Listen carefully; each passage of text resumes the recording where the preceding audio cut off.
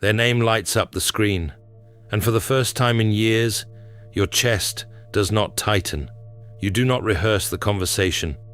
You do not feel the old desperate pull to explain yourself, to fix the misunderstanding, to offer one more chance at being understood. You feel nothing. You set the phone face down on the table, and you know, with a certainty that terrifies you more than anything they ever did, that you will never speak to this person again. Not because you are angry, not because you are punishing them, because something inside you has completed a calculation you were not conscious of making, and the result is final. That was 6 months ago, maybe a year, maybe last Tuesday, but you remember the silence that followed. You remember how it did not feel like freedom. It felt like a funeral. And what confused you most was that you could not tell whose funeral it was. By the end of this video, you will understand the exact psychological mechanism that closed that door. You will understand why your silence terrified them more than your anger ever could. And you will understand why the grief and the relief arrived in the same breath. Because a part of you did die in the process. And the name for what killed it is far older than you think. But this story does not begin with the silence. It begins with the sound that preceded it. Years of it. The sound of a person rearranging their own perceptions so that someone else's cruelty could be reclassified as misunderstanding. You remember the negotiations you conducted inside your own skull? The way you translated their coldness into stress, their manipulation into insecurity, their contempt into unresolved childhood pain that, if you could just love them correctly, would finally heal. Carl Jung mapped the architecture of this collapse across 4 of his most penetrating works. What he found was not a story about patience running out. It was a story about a psychic structure reaching the mathematical limit of its own one-sidedness, and the violent correction that follows when nature demands the bill. The mechanism has a name, and the name is older than psychology itself.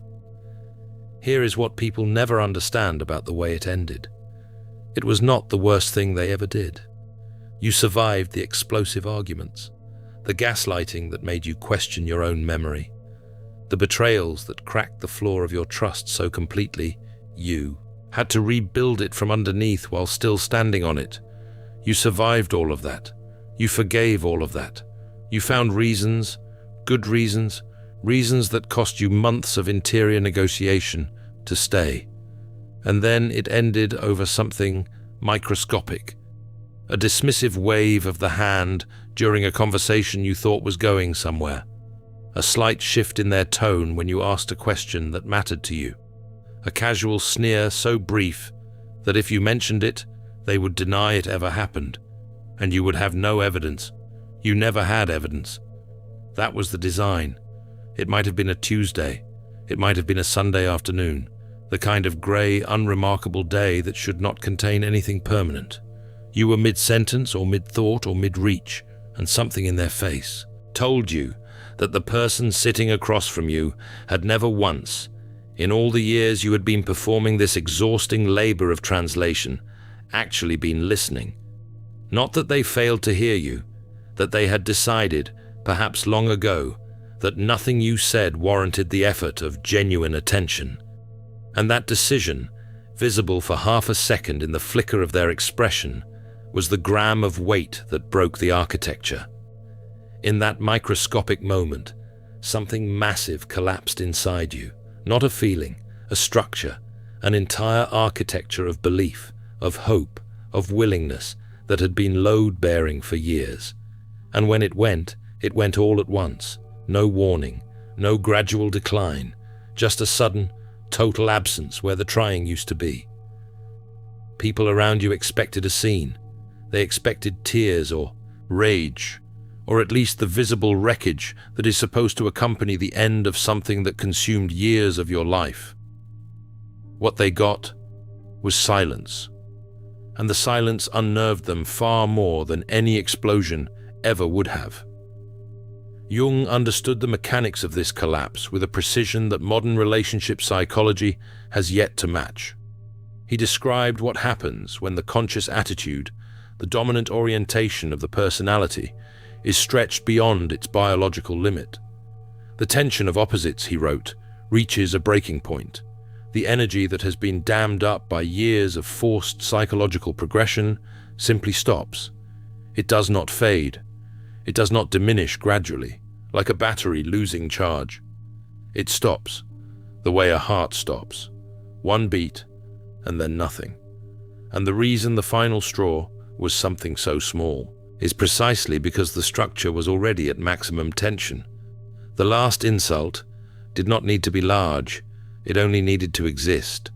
1 gram of pressure on a system holding 10,000 pounds. The straw was irrelevant. The collapse was inevitable. This is where the people who call you dramatic or oversensitive reveal how little they understand about what happened. They see a tiny event and a massive response. They conclude that the response is disproportionate. They cannot see the 10,000 pounds. They were never asked to carry it. But the way your mind handled this collapse is what makes the empath's exit so uniquely devastating. Because when infinite patience reaches its absolute limit, it does not slowly fade away. It snaps into its exact opposite. Jung borrowed a word from the ancient Greek philosopher Heraclitus to describe this phenomenon: Enantiodromia, the emergence of the unconscious opposite in the course of time. He wrote in Volume 6 of the Collected Works that this characteristic phenomenon practically always occurs when an extreme, one-sided tendency dominates conscious life. In time, an equally powerful counterposition is built up, which first inhibits the conscious performance and subsequently breaks through the conscious control. Read that again in the context of your own experience. You are the patient one, the understanding one, the one who always found one more explanation, one more reason to stay, one more way to reinterpret cruelty as a wound that simply needed better treatment. Your compassion was not merely a personality trait. It was the dominant orientation of your entire psychological life. Extreme, one-sided, absolute. And Jung's law says that every psychological extreme is secretly building its opposite in the unconscious, not as a possibility, as an inevitability. The harder you push in one direction, the more pressure accumulates in the other. Your infinite patience was never infinite. It was a countdown, and every act of forgiveness, every swallowed response, every night you lay awake, reconstructing their behavior into something you could live with, added another unit of pressure to a system that was already approaching critical mass. The people who knew you as endlessly forgiving were stunned by the shift. You went from offering 1,000 second chances to offering none, from bending yourself into shapes that would accommodate their sickness, to a rigidity so total it looked, from the outside, like a completely different person had taken your place, and in a sense a different person had. Because Enantiodromia is not a decision. It is not a conscious choice you make in a moment of clarity. It is a takeover. Your unconscious mind, having absorbed the opposite position for years, finally overwhelms the conscious attitude and installs itself as the new operating system. You did not decide to stop caring. Your psyche overrode your will. It seized the controls the way an immune system seizes a body under threat. Not gently, not with your permission, with the blunt, efficient force of something that has been waiting a very long time. And the absence of urgency is the part that frightens people. If you had left screaming, they could have called it a breakdown. If you had left sobbing, they could have called it pain. Empaths aren't broken, they're alchemists in progress. The alchemist's path gives you drills, Jung-based boundaries, and 3 exclusive chapter videos to turn overwhelm into clarity. By Surreal Mind, 236-page downloadable ebook, in stock. Begin now at thesurrealmind.com. You left with the calm of someone signing paperwork they had already reviewed in private. And that calm told them something their nervous system understood long before their conscious mind caught up. You were not coming back. They could feel it. Not because you announced it, or because you made threats, or because your behavior was dramatic in any recognizable way. They could feel it because the quality of your presence had fundamentally changed. You were still standing in front of them, but the part of you that had been reaching toward them, the invisible thread of psychic investment that had been sustaining the relationship from your side alone, had gone slack. And the sudden slack in that thread was more terrifying to them than any confrontation. Because confrontation means engagement. Slack means departure. This decision seemed small at the time. It was not. To sever a bond this deep, your mind had to shut down your heart entirely and hand the knife to a much darker part of yourself. In the aftermath, something inside you changed registers. You found yourself analyzing the person with a detachment that did not feel like you, not the warm, searching analysis of someone trying to understand. Something colder, something that moved through the history of the relationship like an auditor moving through a ledger, finding discrepancy after discrepancy in records that had been falsified for years. You saw their manipulations, not as wounds that needed compassion, which is how you had always framed them, but as strategies. Deliberate strategies employed by a person who understood exactly what they were doing and chose to do it anyway. You saw their apologies for what they were, not remorse, maintenance, the minimum investment required to keep you functional and available. Jung described this mechanism with a sentence so precise it should be printed and placed on the wall of every therapist's office. In Psychological Types, he wrote that the unconscious thoughts gravitate round just the most valued objects and mercilessly strip them of their value. The nothing but type of thinking comes into its own here, since it effectively depotentiates all feelings that are bound to the object. Mercilessly. That is the word doing the work. What Jung was mapping is the eruption of the inferior function. When the dominant feeling function, the function that kept you bonded, that kept you forgiving, that kept you translating their cruelty into something bearable, finally exhausts itself, the suppressed thinking function erupts from the unconscious. And because this thinking has been locked away in the dark for so long, it does not arrive as balanced, considered analysis. It arrives as a cold, primitive, surgical instrument that strips every layer of sentimental value from the person you once loved. And the stripping is total. You look at someone who used to make your heart accelerate, and you see a mechanism. Predictable inputs, predictable outputs. You can map their emotional cycles with the precision of someone who has been studying the pattern unconsciously for years and is only now being shown the data. The love bombing, the withdrawal, the crisis that conveniently appears whenever you begin to assert a boundary, the tearful reconciliation that resets the clock to zero. Again and again and again. You see it now, you see all of it, and the seeing is so complete, so unsentimental, so merciless in its clarity that it frightens you.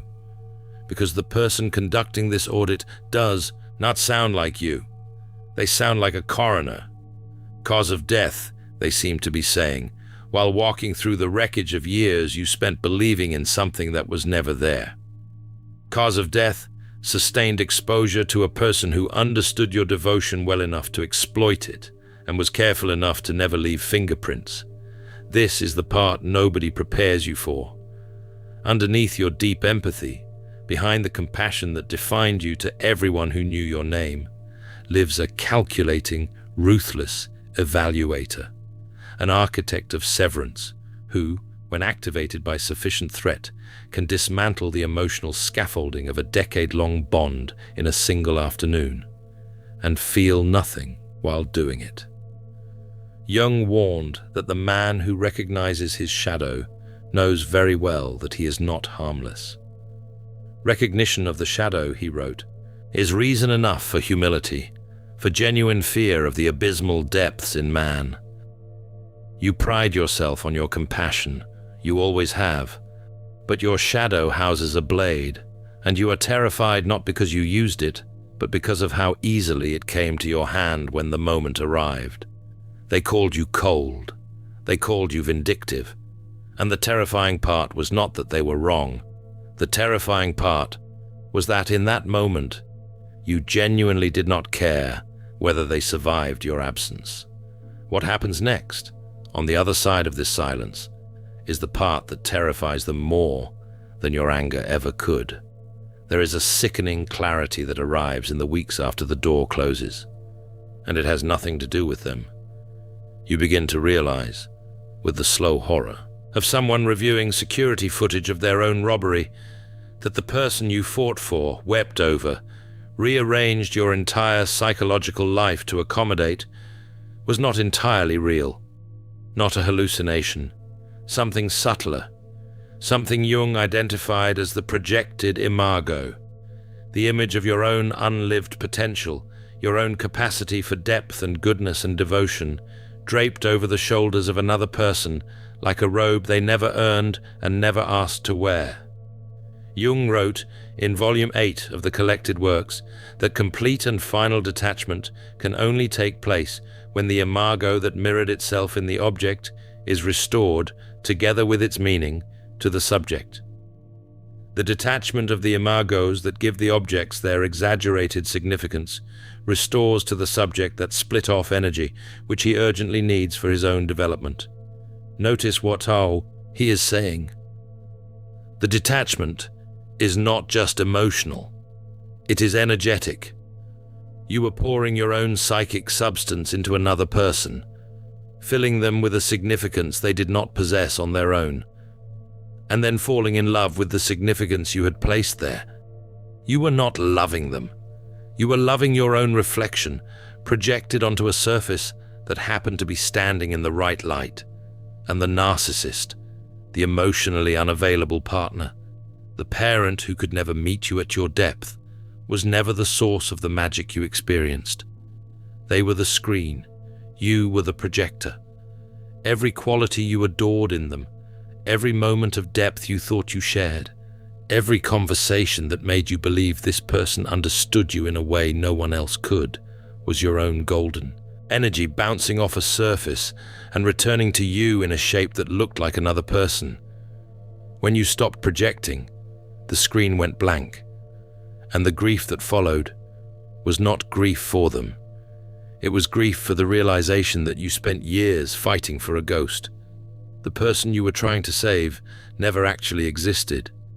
They were wearing the costume of your own misplaced devotion, and when you took the costume back, what stood underneath was a stranger, someone you did not recognize, someone you might not have chosen to sit next to on a bus, let alone rearrange the furniture of your entire interior life to accommodate, and the memories shift.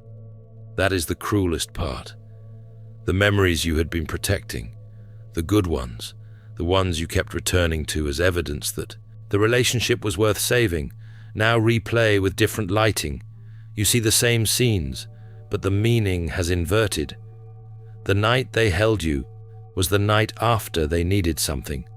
The compliment that made you cry was calculated to arrive at the exact moment your resolve was weakening. The vulnerability they showed you, the one that made you believe you had access to their real self, was itself a performance, calibrated, repeatable, delivered to the same specification every time you got close enough to the exit to see the door. This is where the weight of self-accountability settles into the body like concrete. Because if the projection was yours, then the years were yours too. The suffering was yours. The choice to keep projecting, long past the point where the evidence should have shattered the illusion, was yours. Not because you are stupid, not because you were weak, because the projection was serving a function. It was allowing you to experience your own depth at a safe distance, to feel your own capacity for love without having to claim it as your own, to be needed, which is a powerful narcotic in its own right, without ever having to ask whether you were choosing this person or simply choosing the feeling of being indispensable to someone who would collapse without you. The projection kept you in the relationship long past the point of evidence. And the evidence was always there. You saw it. You catalogued it in some quiet corner of your mind, behind a door you agreed not to open.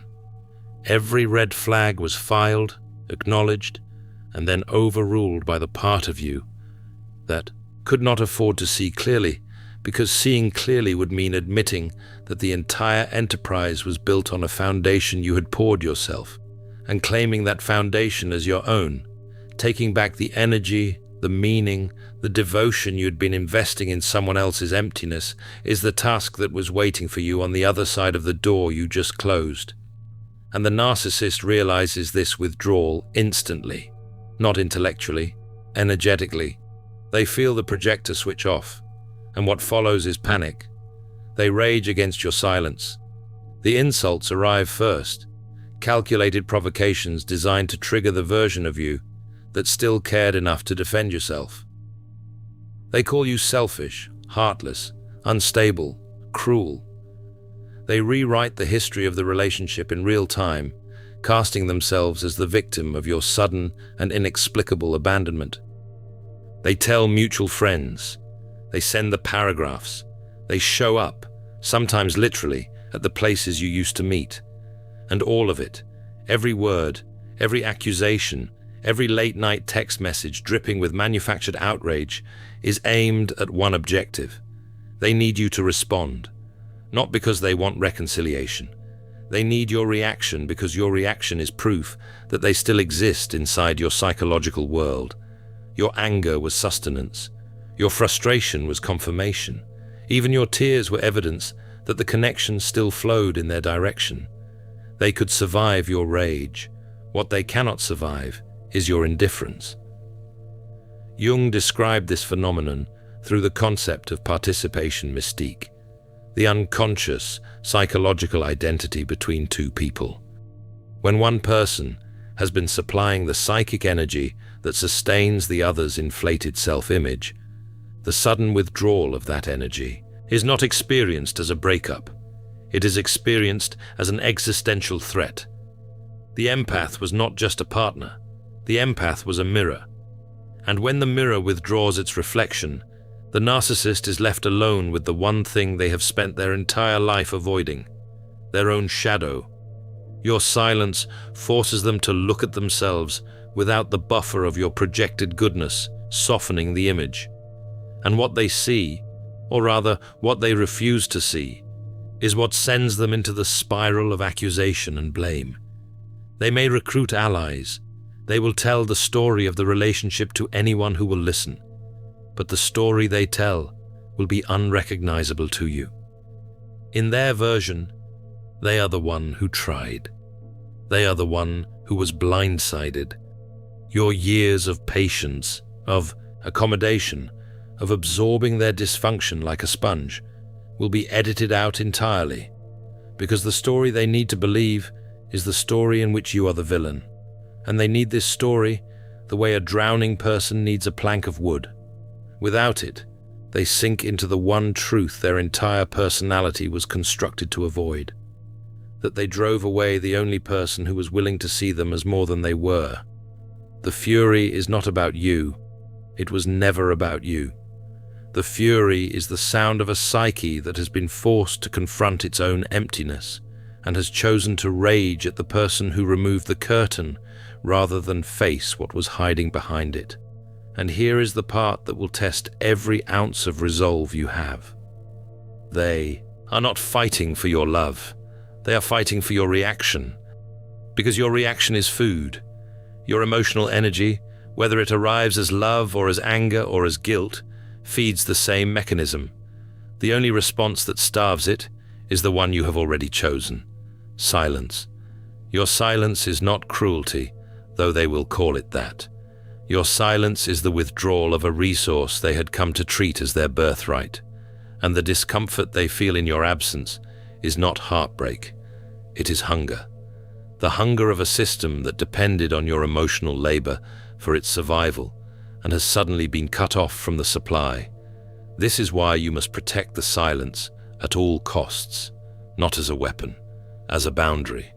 the first real boundary you have ever drawn, with the full weight of your psyche behind it. But protecting it requires surviving the final grief, and the final grief is not for them. If you are waiting for the relief to arrive clean, it will not. The guilt you carry in the aftermath of the door closing is one of the strangest psychological experiences a human being can have. You do not feel guilty for leaving. You feel guilty for the absence of guilt about leaving. People expect you to be a wreck. They expect the tears, the second-guessing, the sleepless nights spent wondering if you made a terrible mistake. And some of that arrives. It arrives in waves, mostly at 3 in the morning, mostly in the form of a memory that was real once, before the projection distorted it. But underneath the waves is something solid, something that was not there before, a stillness that does not waver when the grief passes through it. And the people around you, the friends, the family members, the well-meaning observers who watch the relationship from the outside, will offer you the language they have available. They will say you are better off. They will say you dodged a bullet. They will say time heals. And you will nod because the truth of what you are actually experiencing is so strange, so layered, so far outside the vocabulary of conventional breakup wisdom that explaining it would take longer than living through it. Because you are not grieving a person. You are grieving an identity, the identity of the one who stays, the one who holds things together, the one whose love is strong enough to redeem even the most damaged person in the room. That identity kept you alive in certain ways. It gave you a role, it gave you a purpose, and now the role is vacant, and the purpose has dissolved, and you are standing in the open air of your own life without the scaffolding that used to tell you where to stand.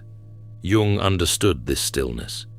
He knew it was not peace, not yet. It was the stillness of a psyche that has completed an amputation and is now learning to live with the phantom sensation of a limb it chose to remove. In Volume 17, The Development of Personality, he wrote that the development of personality is at once a charisma and a curse, because its first fruit is the conscious and unavoidable segregation of the single individual from the undifferentiated and unconscious. Heard, this means isolation, and there is no more comforting word for it. Isolation, not loneliness, which implies someone is missing and could return. Isolation, which implies a position you have chosen and must now inhabit with open eyes. The door you closed was not just a door on a relationship, it was a door on a version of yourself. The version that believed love meant absorption.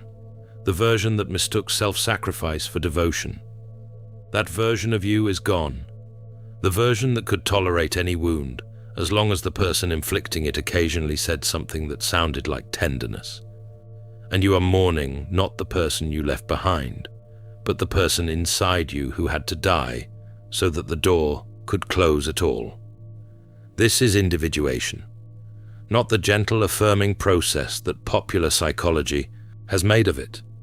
The real version, the one Jung described as a segregation from the herd, a painful, necessary amputation of the relational self, the self that defined itself entirely through connection to another, so that the deeper self, the sovereign self, can finally take its first, unobstructed breath.